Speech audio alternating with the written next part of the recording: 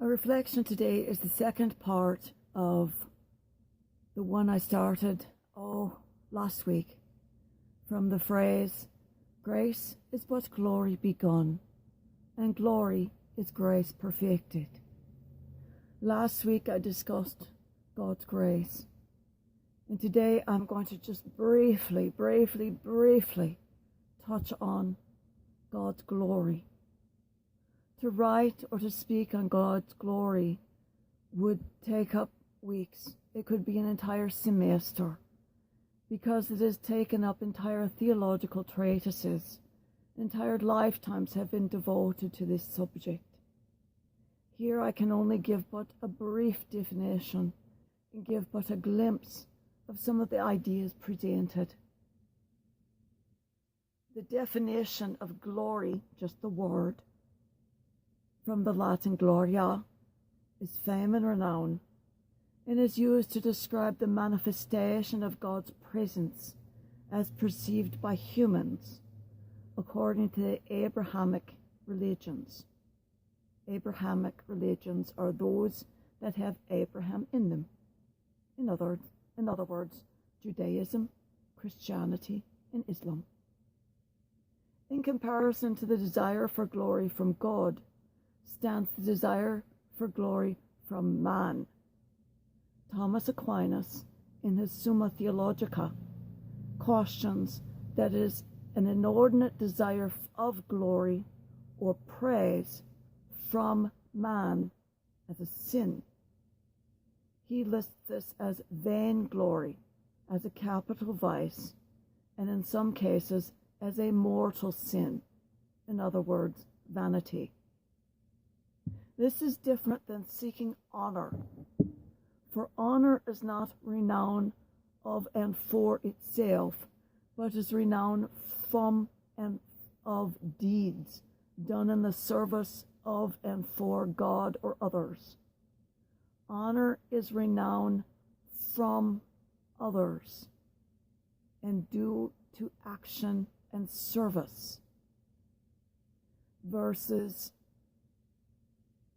vanity and vainglory, which are receiving glory for yourself.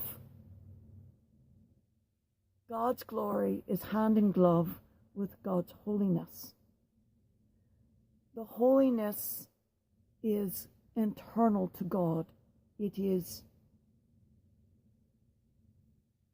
the substantial being of God.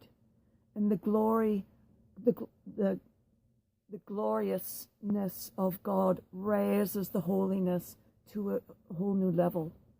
Whenever you hear or see the discussion of His holiness, His glory is next.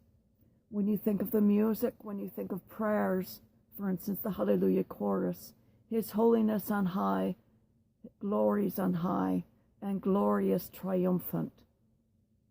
If you were to look up online and type in Google God's glory, oh man, will you be just horrified to see all the things that come up. But you will see some very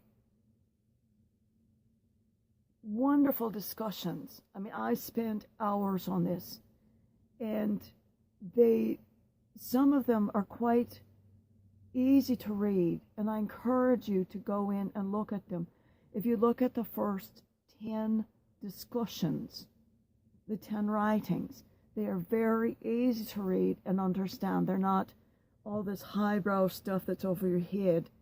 They are written so the average Christian, the average Jew, the average Muslim can understand exactly of what they're speaking.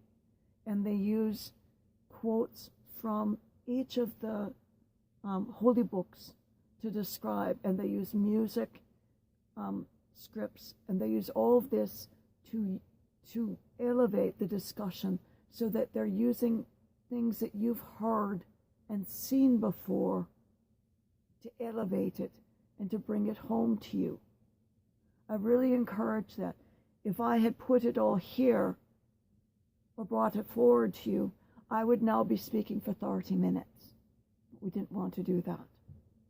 So I encourage you to do that. Just Google God's glory.